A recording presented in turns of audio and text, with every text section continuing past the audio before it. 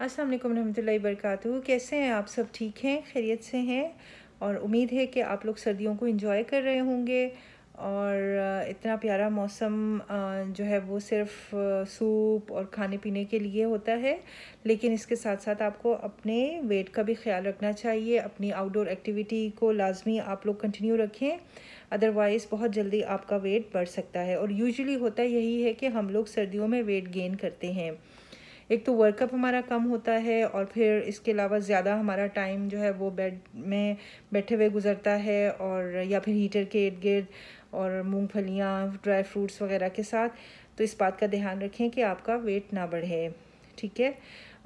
अच्छा, तो आज की टॉपिक की तरफ आते हैं। सॉरी फॉर अ डिले कि काफ़ी अरसे से मैं आ नहीं सकी। कुछ दिनों से मुझे थोड़ा काम मेरा बढ़ गया था, जिसकी वजह से मैं आप से बात नहीं कर सकी। तो जनाब, हम अपने टॉपिक की तरफ आते हैं, जो कि है despite of normal diet why we have this tendency to increase our weights. क्या एक नॉर्मल डाइट के बावजूद हमारा वज़न क्यों बढ़ता है? देखिए, वज़न बढ़ने की डिफरेंट वजूहात होती हैं, जो ख़वातीन में डिफरेंट होती हैं और जेंट्स हज़रात में डिफरेंट वजूहात होती हैं इसके। लेकिन जनरली स्पीकिंग अगर हम एक जनरल बात करें तो उसमें यह है कि वज़न बढ़ने का बुनियादी जो वजह होता है वो ये होता है कि आप अपनी जो एक्टिविटी आपने रखी होती है ना, अपनी बॉडी को जितना आप यानी बर्न करते हैं कैलोरीज़ को, वो आपके कैलोरीज़ बर्न होने की बजाय वो आपकी बॉडी में फ़ैट की सूरत में जमा हो जाती हैं, ठीक है। जो आपकी एनर्जी है वो इस्तेमाल नहीं होती, बल्कि वो फ़ैट की सूरत में आपकी बॉडी में जमा हो जाए। तो ये बहुत बड़ी वजह होती है वज़न के गेन करने की या वज़न बढ़ने की। तो इसका क्या मतलब इसके अलावा और भी वजूहात होती हैं। पहली बात तो ये कि आपको अपनी डाइट को बहुत ज़्यादा छानने की ज़रूरत है, देखने की ज़रूरत है कि आप अपनी डाइट में से क्या चीज़ ले रहे हैं। देखिए, बेसिक 5 कंपोनेंट्स तो हमको पता है अपनी डाइट के, कि कार्बोहाइड्रेट जो नशास्तेदार चीज़ें होती हैं जिनको हम कार्बोहाइड्रेट कहते हैं, ठीक है, जो कि हमारी बेसिक एनर्जी, जो एशियंस हैं हम लोग और इंडो पाक के जो लोग हैं, ज़्यादातर हम लोगों की जो है वो डाइट का दारोमदार कार्बोहाइड्रेट्स पे होता है ज़्यादातर, ठीक है। तो कार्बोहाइड्रेट्स यानी स्टार्च जिसको हम कह सकते हैं, वो जैसे रोटी, ठीक है, चावल, रोटी, चावल, चीनी, इन सब में कार्बोहाइड्रेट्स होते हैं, स्टार्च होते हैं। तो ये क्या करते हैं हमारी बॉडी में, जब हम इनको अपनी एनर्जी के लिए यूज़ करते हैं, ये फ़ौरी तौर पे एनर्जी में कन्वर्ट भी हो जाते हैं, लेकिन ये बॉडी में जाकर फ़ैट में कन्वर्ट हो जाते हैं। और मतलब फ़ैट बन जाने की वजह से वो फ़ैट जो है हमारी बॉडी में वो जमा हो जाते हैं, जिसकी वजह से फिर हमें वज़न की ज़्यादती का मसला पेश आता है। तो कार्बोहाइड्रेट्स को आप जितना कम करेंगे अपनी बॉडी से, उतना बेहतर होगा। दूसरी चीज़ आती है आपकी बॉडी में आपके प्रोटीन्स, जो कि प्रोटीन्स बहुत आपकी डाइट में, आई मीन के प्रोटीन्स बहुत ज़रूरी होते हैं, जो डाइट में आपको इख्तियार करने चाहिए। और तीसरे नंबर पे आते हैं फ़ैट्स। फ़ैट्स जो है वो 2 तरह के होते हैं, गुड फ़ैट्स और बैड फ़ैट्स, ठीक है।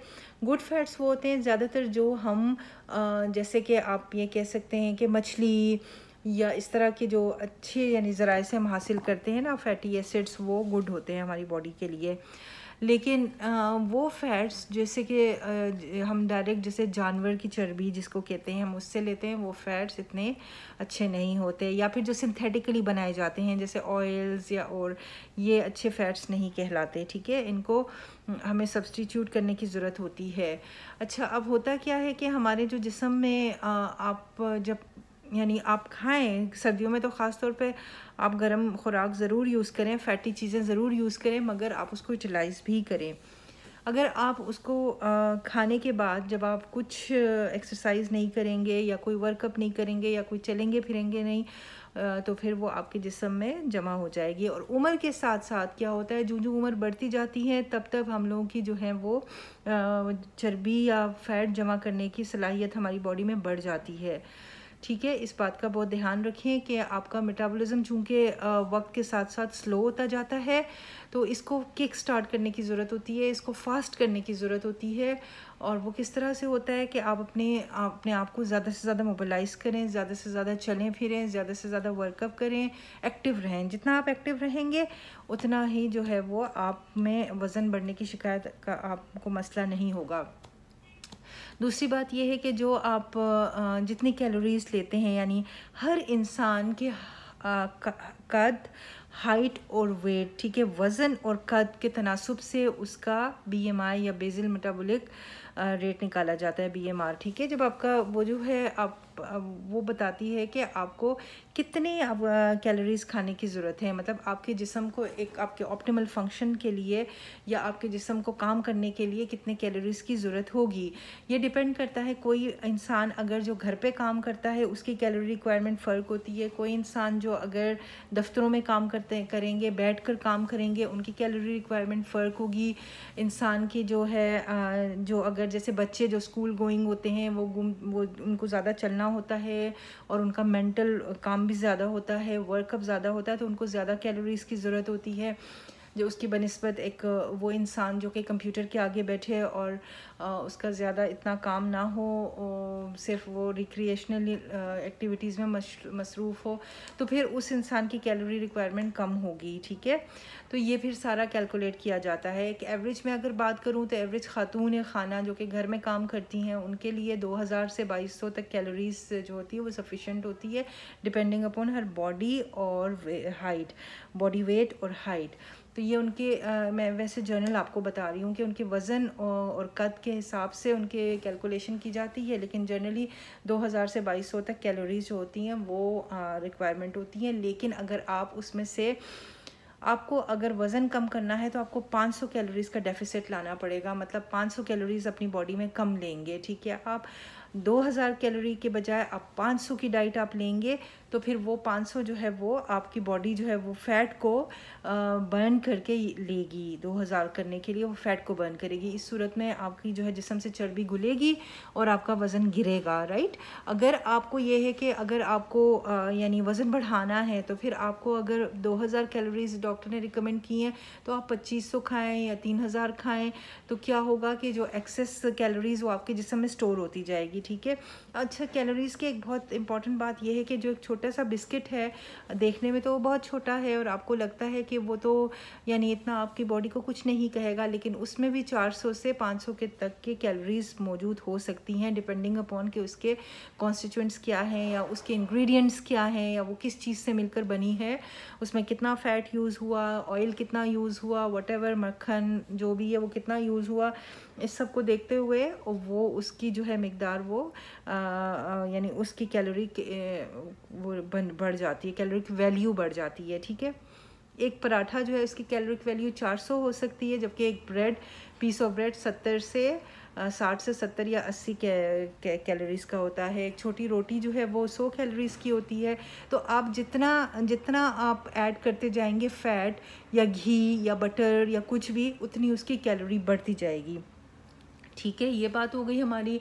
और ये इम्पॉर्टेंट बात मैंने आपको बताई कि आपको चाहिए कि आप इसी को देखते हुए अपनी आदत बनाएं कि जो पैकेट्स के ऊपर कैलोरीज़ लिखी होती है ना, आप वो लाजमी पढ़ा करें, ठीक है ना, कि पैकेट के ऊपर कैलोरीज़ जो है वो उसका क्या मतलब है, अगर आपको पता होना चाहिए। एक आप छोटा सा चिप्स का पैकेट आप खाते हैं तो आप 400 से 500 आराम से कैलोरीज़ ले लेते हैं, आप इस तरह कैलकुलेट करें। अब होता क्या है, आप कहते हैं आपने खाना नहीं खाया, आपने पूरा खाना नहीं खाया, इनफ खाना नहीं खाया, और आपने अपनी भूख जो है वो या चिप्स से या जंक से या किसी और चीज़ से, और आपने ये कहा नहीं मैंने तो बहुत थोड़ा सा खाना खाया है और मैंने थोड़ा सा चिप्स भी साथ खा लिया है या मैंने कोई और चीज़ या नट्स थोड़े खा लिए। नट्स की भी अगर आप रिक्वायरमेंट जो है उससे बढ़कर आप खाएंगे, अगर इतने से नट्स आपको खाने हैं, आप इतने से खा लेंगे तो वो एक्सेस कैलोरीज़ की सूरत में आपकी बॉडी में जमा हो जाएगी, तो फिर आपको लगेगा कि डिस्पाइट ऑफ नॉर्मल डाइट आपका वेट बढ़ रहा है, ठीक है। तो इस चीज़ का आपको ख्याल रखना पड़ेगा। और मेरे ख्याल में इतना आज के लिए काफ़ी है। इसके अलावा अपनी बेसिक हेल्थ का आपको बहुत देखना चाहिए कि आपकी जो है वो एज, उसके बाद फिर हेल्थ जो है वो क्या है आपकी, किस तरह से है, क्या कोई हार्मोनल इम्बैलेंस का शिकार तो नहीं। अगर फीमेल्स हैं ज़्यादा, वो 40 के बाद हार्मोनल इम्बैलेंस का शिकार हो सकती हैं पेरीमेनोपॉजल एज में। इसके अलावा जो है वो उनका जो है ये हो सकता है कि थायराइड का उनको मसला हो सकता है। तो ये सारी चीज़ें क्या करती हैं कि आपके मेटाबॉलिज्म को स्लो करती हैं।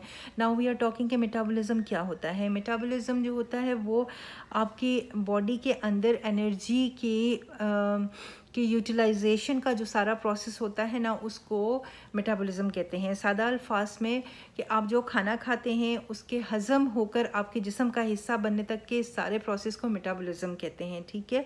तो ये मेटाबॉलिज्म कुछ लोगों का फ़ास्ट होता है, कुछ लोगों का स्लो होता है। इसको फ़ास्ट भी किया जा सकता है मुख्तलिफ़ तरीक़ों से। जैसे अगर आप अपनी बॉडी में, अगर आप ये देखें जिन दिनों आप एक्सरसाइज करते हैं उन दिनों आपको भूख भी ज़्यादा लगती है। होता क्या है कि आपका मेटाबॉलिज्म फ़ास्ट हो जाता है। जितना मेटाबॉलिज्म फ़ास्ट होता है आपकी एनर्जी उतनी यूटिलाइज़ होती है, उतनी फिर आपको भूख भी लगती है।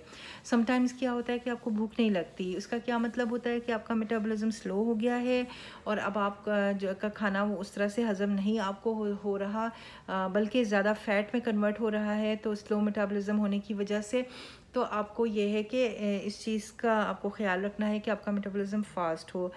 तो जो थायराइड के मसले मसाइल जिन लोगों को होते हैं उनका भी मेटाबॉलिज्म स्लो हो जाता है, इसलिए आपको वंस अ वाइल अपने ब्लड टेस्ट करवाने की ज़रूरत होती है। अपने डॉक्टर से मिलकर पूछ कर ये आप ब्लड टेस्ट ज़रूर करवाएं, जिसमें थायराइड स्टिमुलेटिंग हार्मोन का बहुत इंपॉर्टेंट रोल है, जिसका टेस्ट होना चाहिए।